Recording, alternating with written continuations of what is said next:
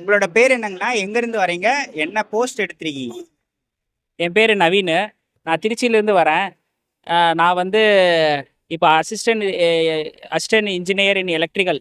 இப்போ Tamil Nadu power distribution corporation லிமிட்டெடில் posting வாங்கியிருக்கேன். இதுக்கு இந்த எக்ஸாமுக்காக நான் வந்து ரொம்ப ரொம்ப நாளாக படிச்சிருக்கேன். ஒரு 2-3 வருஷமாக இதுக்காக ட்ரை பண்ணி படிச்சிருக்கேன். படித்ததில் இப்போ பலனா எனக்கு கிடச்சிருக்கு. இந்த ரிசல்ட்டில் நான் பாஸ் ஆகியிருக்கேன். அன்புறவுகளுக்கு வணக்கம். எங்களுடைய சாரல் டாக்ஸ் யூடியூப் சேனலுக்கு இவ்வளவு நாட்கள் நீங்கள் கொடுத்த ஆதரவுக்கு மிக்க நன்றி. எங்களுடைய அடுத்த கட்ட பயணத்திற்கும் அடுத்த கட்ட வளர்ச்சிக்கும் உங்களால் முடிந்த ஆதரவை அளியுங்கள். இவங்களுடைய எத்தனாவது முயற்சிங்க? இது வந்து நான் அதுக்கு முன்னாடி நிறையா சென்ட்ரல் கவர்மெண்ட் ஜாப் படிச்சிருக்கேன். ஆனால் இப்போ ஸ்டேட் கவர்மெண்ட் ஜாப்ல இது ரெண்டாவது முயற்சி. முயற்சி அது முடிச்சதுல கிடச்சிருச்சு. ஓகே. ஃபர்ஸ்ட் அட்டெம்ப்ட்ல என்ன மிஸ்டேக் பண்ணதா நினைக்கிறீங்க? ஃபர்ஸ்ட் அட்டெம்ப்டில் வந்து இன்னும் கொஞ்சம் பெட்டராக படிச்சிருக்கணும்.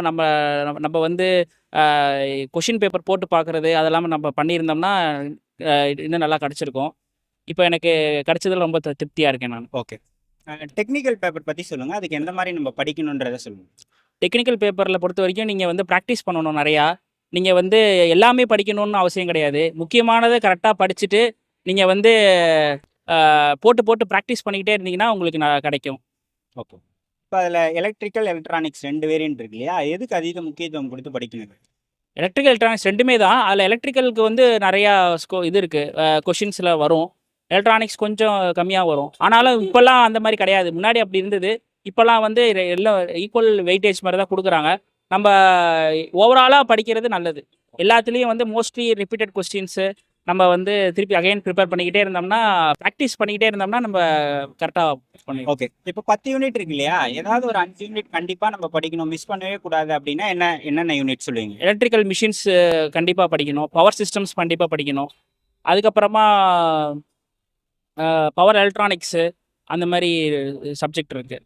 அதெல்லாம் நம்ம படிக்கணும். ஓகே. கண்டிப்பாக படிக்கணும். ஓகே. இப்போ தியரி வந்து ஒரு 80% கேட்பாங்க, ப்ராப்ளமேட்டிக் ஒரு 20% கேட்பாங்க அப்படின்னு சொல்கிறாங்க. ப்ராப்ளமேட்டிக்ஸ் பார்க்க வேண்டிய அவசியம் இருக்குங்களா? ஆமாம், கண்டிப்பாக ப்ராப்ளமேட்டிக் பார்க்கணும். தியரி வந்து நம்ம ஒன்லைனில் ஆன்சர் பண்ணால் நம்ம ஞாபகம் வச்சுட்டு எழுதிடலாம். பட் இது ப்ராப்ளம் வந்து நீங்கள் சால்வ் பண்ண உங்களுக்கு நல்லா கிடைக்கும். ஓகே. அதனால் ரெண்டுமே முக்கியத்துவம் தான். ஓகே. இப்போ நீங்கள் கல்லூரி முடிச்சிருப்பீங்க. கல்லூரியில் படிச்சு தான் இங்கே படிக்கிறீங்க. அப்போ வந்து ரிட்டனுக்காக படிச்சிருப்போம் நம்ம. இப்போ எம்சிக்யூக்காக படிக்கணும். ஏதாவது மெத்தட் மாற்றுனீங்களா இல்லை அதே மாதிரி தான் படிச்சிங்களா? இல்லை கான்செப்ட் நம்ம புரிஞ்சுக்கிட்டோம்னாலே போதும். நம்ம வந்து பாஸ் பண்ணிடலாம். அங்கே வந்து நம்ம டிஸ்கிரிப்டிவ் நிறையா எழுதுவோம். அந்த இதெல்லாம் தேவையில்லை. இப்போ நமக்கு இங்கே வந்து என்ன தேவைன்னா எம்சிக்யூங்கிறனால உங்களோட கான்செப்டை வந்து தெளிவாக தெரிஞ்சாலே போதுமானது. ஓகே. நீங்கள் அந்த கான்செப்ட் புரிஞ்சுக்கிட்டீங்கன்னா உங்களுக்கு அந்த ப்ராப்ளம்ஸு எப்படி சால்வ் பண்ணுறது, சின்ன சின்ன கீ ஃபார்முலாஸ்லாம் இருக்கும். அந்த கீ ஃபார்முலாஸ் எல்லாம் நீங்கள் ஞாபகம் வச்சுக்கிட்டு எழுதி பார்த்தீங்கனாலே உங்களுக்கு ப்ராக்டிஸ் கிடைக்கும். இப்போ படிக்கிறதுக்கான சோர்ஸ் புக் அவைலபிளாக இருக்குங்களா நம்ம இந்த படிக்கிறதுக்கான? அது எல்லாமே இப்போ ப்ரைவேட்டாக கோச்சிங் சென்டர் நிறையா இருக்குது. இப்போ நீங்கள் அந்த கோச்சிங் சென்டரில் சேர்ந்தோம்னாலே போதுமானது. அவங்களே உங்களுக்கு கைட் பண்ணி கொண்டு போயிடுவாங்க.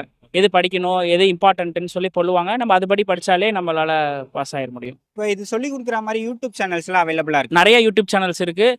நீங்கள் அதெல்லாம் யூடியூப் சேனல்ஸ்லாம் நீங்கள் பார்த்தனாலே அதுவும் நல்ல இதுதான். முன்னாடி இருந்ததை விட இப்போ யூடியூப் சேனல்ஸ் நிறையா இருக்குது, சொல்லிக் கொடுக்குறாங்க. ஓகே. இப்போ ஜிஎஸ் பேப்பர் பற்றி சொல்லுங்கள். அதுக்கு எந்த மாதிரி நீங்கள் படிச்சீங்க? ஜிஎஸ் பேப்பருக்கு வந்து நான் கோச்சிங் சென்டர் சேர்ந்து தான் படித்தேன். ஆனால் அந்த கோச்சிங் சென்டரில் எங்களுக்கு மெட்டீரியல்ஸ்லாம் கொடுத்துட்டாங்க. அதில் என்ன படிக்கணும்னு சொல்லிட்டு அவங்க நோட்ஸ் கொடுப்பாங்க. அந்த நோட்ஸை நம்ம ப்ரிப்பேர் பண்ணிக்கிட்டே இருந்தோம்னா நமக்கு கிடைக்கும். அப்படி தான் படித்தேன் நான்.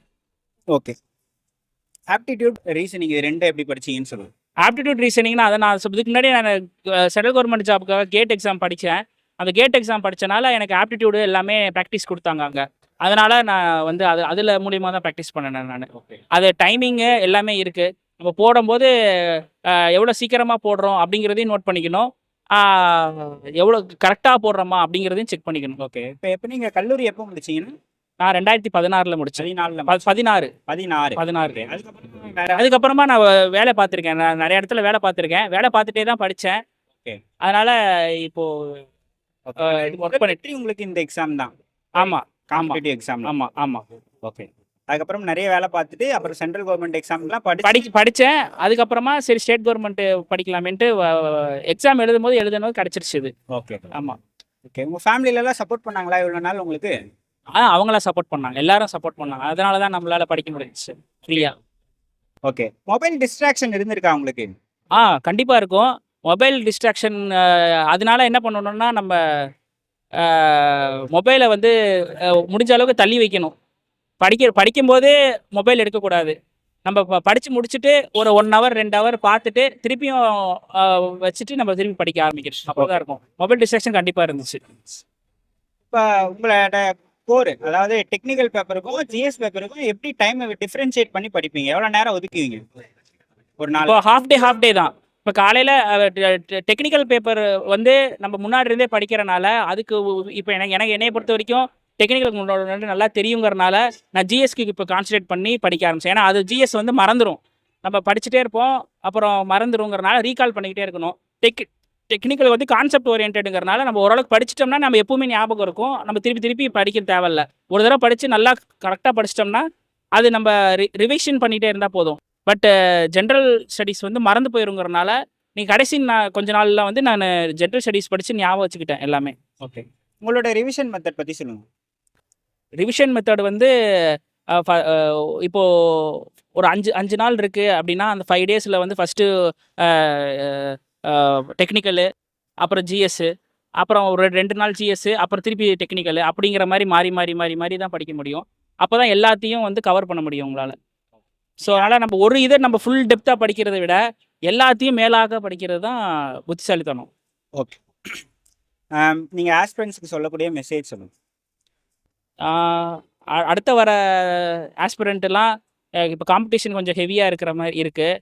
அதனால் வந்து கோச்சிங் முடிஞ்ச அளவுக்கு தனியாக படிக்கிறத விட எல்லாம் கூட்டு சேர்ந்து படிங்க. கோச்சிங் சென்டருக்கு போய் படிச்சிங்கன்னா உங்கள் பாஸ் ஆகிறதுக்கு வாய்ப்பு நிறையா இருக்குது. ரொம்ப நன்றி. தேங்க்யூ. தேங்க்யூ.